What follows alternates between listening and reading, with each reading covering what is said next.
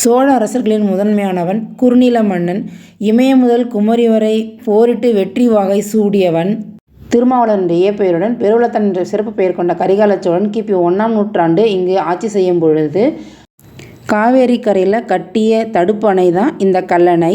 இந்த கல்லணையினுடைய தொழில்நுட்பத்தை ஆங்கிலேயர்களே வியந்து ஆச்சரியமுடன் பார்க்கக்கூடிய அளவுக்கு சிறப்பாக பழந்தமிழர்கள் கட்டியிருப்பாங்க.